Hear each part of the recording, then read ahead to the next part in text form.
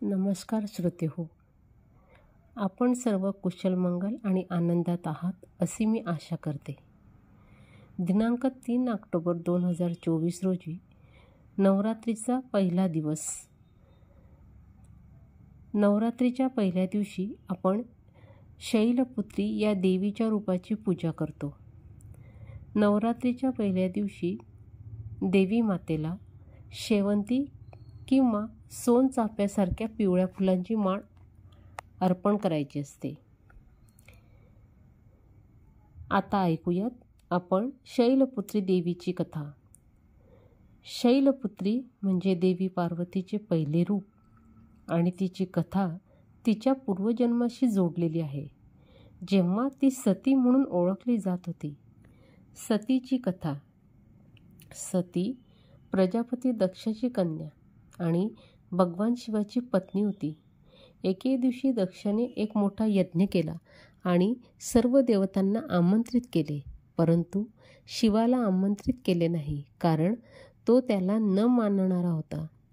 सतीला यज्ञाची माहिती मिळाल्यावर ती शिवाची परवानगी न घेता आपल्या पित्याच्या घरी गेली। तिथे तिच्या वडिलांनी शिवाचा अपमान केला। सतीला हा अपमान सहन झाला नाही आणि तिने यज्ञकुंडात स्वतःला आहुती दिली। सतीच्या मृत्यूनंतर भगवान शिव अत्यंत दुःखी झाले आणि त्यांनी आपल्या सतीचे शरीर उचलून सर्वत्र भ्रमण केले। त्यावेळी विष्णूंनी आपल्या सुदर्शन चक्राने सतीचे शरीर 52 तुकड्यांमध्ये विभागले आणि ते पृथ्वीवर वेगवेगळ्या ठिकाणी पडले। याच ठिकाणांना शक्तिपीठे म्हणतात। शैलपुत्रीचा जन्म। सतीचा पुनर्जन्म शैलराज हिमालयाच्या घरी पार्वती म्हणून झाला।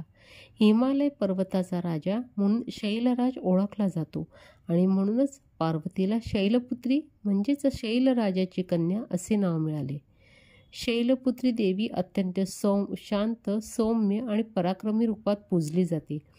शैलपुत्री हे देवी दुर्गेचे पहिले रूप असून नवरात्रीच्या पहिल्या दिवशी तिची पूजा केली जाते। तिच्या डोक्यावर अर्धचंद्र असतो। ती वृषभावर स्वार असते। तिच्या हातात एका हातात त्रिशूळ आणि दुसऱ्या हातात कमलपुष्प असते। शैलपुत्रीची पूजा केल्याने भक्तांना जीवनात स्थिरता, शांती आणि धैर्य प्राप्त होते। या शैलपुत्री देवीला प्रथम दिवशी आपण शुद्ध तुपाचा नैवेद्य दाखवायचा असतो। आपण सर्वांनी माझी ही कथा शांतपूर्वक श्रवण ऐकल्याने मी तुमची आभारी आहे। माझा हा व्हिडिओ आपल्याला आवडला असल्यास त्याला लाईक आणि शेअर करा आणि माझ्या चॅनलला सबस्क्राईब करा। धन्यवाद।